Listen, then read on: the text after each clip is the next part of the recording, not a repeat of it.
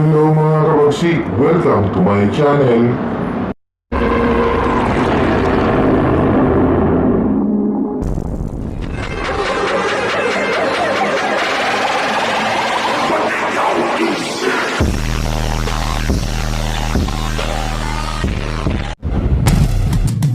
Ang aswang ay madalas marinig sa mga kwento ng mga matatanda at mga palabas.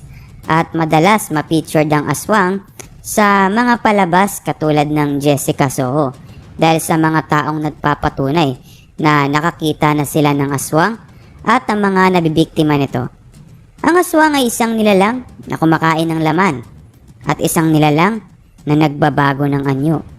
Ayon sa kwento-kwento, ang mga aswang kapag araw ay parang normal na tao lang. Pero mapapansin na meron silang mga kakaibang kakayahan at may mga kakaibang kilos at gawain.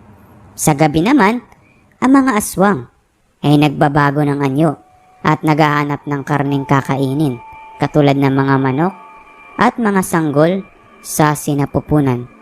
Pero alamin muna natin, paano ba nagsimula ang aswang? Ayon sa kasaysayan at sa kwento ng mga Filipino anthropologist, nagsimula ito noong 16th century pa, nang ang mga Kastila ay sinasakop ang Pilipinas. Ginamit ng mga Kastila ang aswang para takutin ang mga Pilipino dahil nung panahon na sinasakop ang Pilipinas, madaming mga Pilipino ang nagtatago sa kagubatan.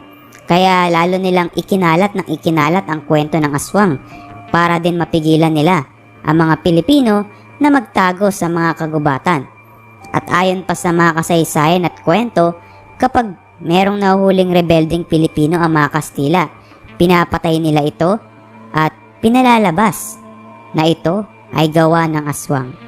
Kaya kilalang kilala ang aswang sa Visayas, ibang bahagi ng Mindanao at sa bahaging timog ng Luzon.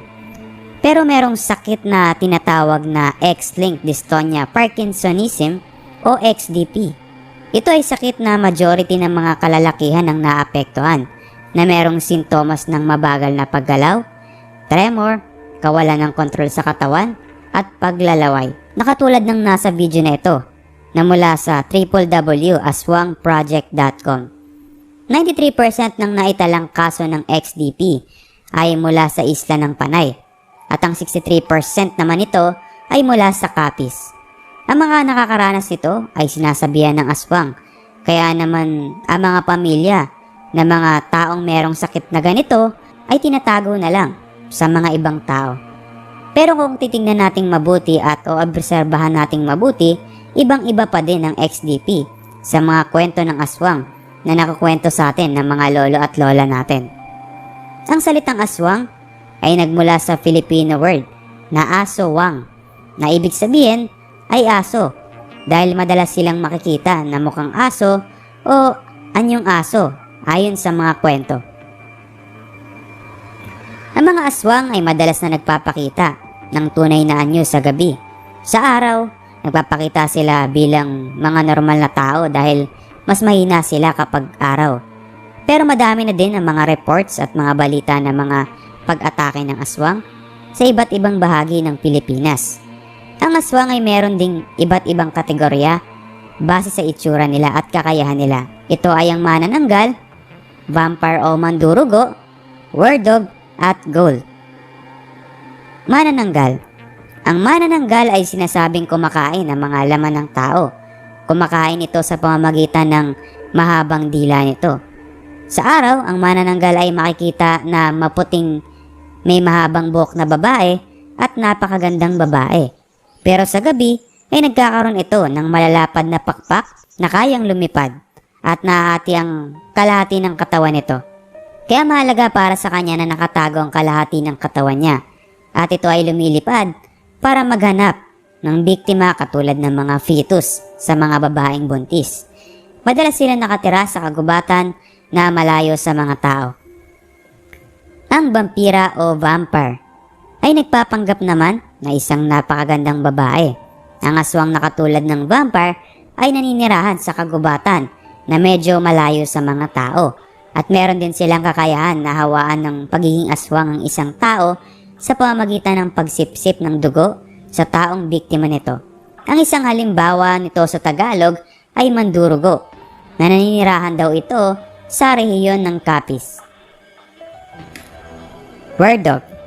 Ito ang isa sa pinakamatinding nilalang sa mga aswang dahil sa araw may kita mo ito bilang isang aso, pusa o baboy ramo. Ang word dog aswang ay pumapatay at kumakain ng tao, lalo na ang mga buntis ayon sa mga kwento. The goal. Ang aswang na ito ay may pagkamukhang tao. Madalas nilang kinakain ay ang laman ng tao dahil sa napakatutulis nilang mga ngipin para sa mabilis na pagkain ng biktima nito. Madalas silang nasa puno na malalapit sa sementeryo dahil ang kinakain nila bagong libing ng mga tao ayon sa kwento. Paano nilalabanan ang aswang? Ayon sa kasaysayan at sa kultura ng Pilipino, ang mga spices katulad ng asin, bawang, stingray, suka at kahit ihi ng tao ay mga magagamit para proteksyon sa mga aswang.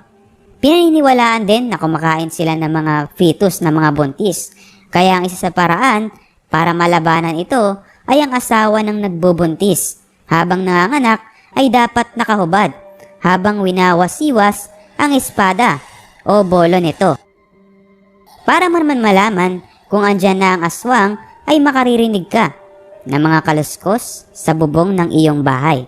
Isa pang paraan para malaman na aswang ang isang tao ay kapag tinitigan mo siya sa kanyang mata ay baliktad ang refleksyon mo sa kanyang mata. Para naman daw mapatay ang isang aswang, kailangan gamitin ng bolo at saksakin ito sa gitnang bahagi sa likuran nito. Kapag hindi mo ito nagawa, kayang gamutin ng aswang ang kanyang sarili sa pamamagitan ng pagdila sa sugat nito. Kung nasaksak mo naman ang aswang sa bahaging ito, kailangan mong agad na ilibing sa ilalim ng lupa ang ginamit mong bolo. Pero noong taong 1991, ang kwento na ito ay nagmula sa isang Facebook page na Spooky 5. Sa isang lugar sa Bocaue, Bulacan, ayon sa kwenta na nagsasalaysay, madalas ang brownout dito sa amin. Nakatira kami sa apartment sa Bulacan. Magkakatabi ang unit namin, sa dulo naman ay ang mga tito ko at yung pamilya namin. At ang apartment namin ay isang pahaba. At sa dulo nito ay merong tangke ng tubig at sunod naman nito ay merong isang malaki at mataas na pader. Tapos doon ay merong bakanting lote. Isang gabi, ako lang at ang tita ko ang naiwan sa bahay namin. Tapos yung mga pinsan ko naman at kasambahay ay nasa kabilang bahay dahil sa brownout nun sa amin dito sa Bulacan. Itong kapitbahay naman namin nanghingi ng kandila dahil paubos na yung kandila nila. Ngayon lumabas yung tita ko para mag-abot ng kandila sa kapitbahay namin. Nung pabalik na ngayon yung tita ko sa bahay namin, meron siyang narinig na malakas na hangin sa likuran niya na tila pagaspas ng pakpak. At pagtingin niya sa itaas, malapit sa tangke ng tubig. Laking gulat niya. Meron daw siyang nakitang isang manananggal doon at nanilisik ang tingin ng mga mata nito sa kanya. Kaya dali-dali siyang tumakbo habang nagisigaw sa gulat habang pauwi sa amin at agad na sinarado ang pinto. Kaya nang mangyari ito, nabulabog ang mga kapitbahay namin nang marinig ito at sabay tawag ng mga tanod. Pagbalik nila sa tangke ng tubig, wala na doon ang aswang. Pero nung sumunod na araw, na isang tanod ay naglilibot, ay bumalik siya doon sa tangke ng tubig na kung saan merong nakita daw na isang aswang. Dahil sa meron din siyang naamoy na isang masangsang na amoy. At tinignan niya ito ng isang tanod. Pagtingin niya, merong maitim na langis sa damuhan. At sa di kalayuan nito, may nakita din siyang isang patay na aso na wakwak at wasak ang tiyan. Mula nung nangyari yun, bago mag alas 6 ng gabi, nasa loob na kami ng bahay ng mga pinsan ko lagi.